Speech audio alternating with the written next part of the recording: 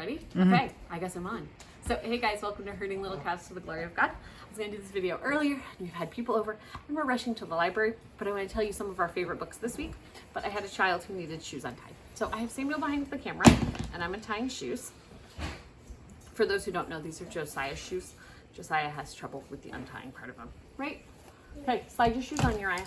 Okay, so I'm going to go through our books. I think I went last time and I told you how I like pick out books in the library and stuff, and so I'll tell you what books we liked while we were here, and we're taking a bunch of books back. So first, I'm just going to make a pile of books. They love the Sandra Boynton books. There's a bunch of those.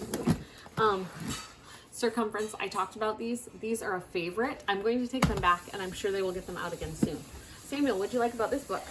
It was all about bodyguards, and so it was just really interesting with like the training, and they have different scenarios, stuff like that.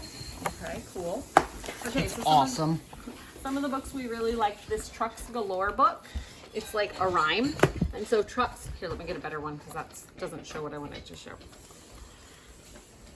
Outer space truck, out of place truck, song and dance truck, lost his pants truck. And so the kids like these books because you have to find the truck that is mentioned. So the outer space truck right there.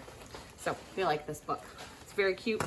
Honda, we like to read books that are biographies about people. And so this is about Soichiro Honda. I don't know if I said his name right, but about how he... I know you pronounced the last name right. Well, I know I pronounced the last name right, yes. Amelia Bedelia, always a favorite. This book was really good. If you're looking for a book, it talks about the story of Amazing Grace and why he did it, and different people who have sung Amazing Grace, or like it talks about Barack Obama leading the singing of Amazing Grace. I saw. It was after a church shooting. After a church shooting. And so while you can agree with certain politics, not politics or whatever, talking about actual events that happened in history, he actually did lead the song in the church. I was just like, hey, that looks like Obama. But it couldn't be. Then we look in the back. It is. It is Obama. Okay, so we're taking back all these. Okay, this book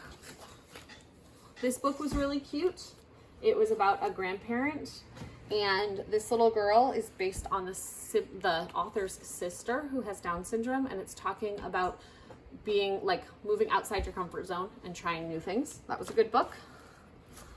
This book, Which Food Will You Choose, was actually very, very cute. It is written in from like Britain, because some of the words they use are a little different. The corn on the cob was on sticks, so it was like lollies. So it was a little different. The words are going to be a little different than you're used to, but this book was actually very cute. And they spell color with a U. Yes. And so I would highly suggest this book. It was cute. We read this book, Storm on the Summit, where if you make the wrong decision, your sister dies. Or you die. Or you die.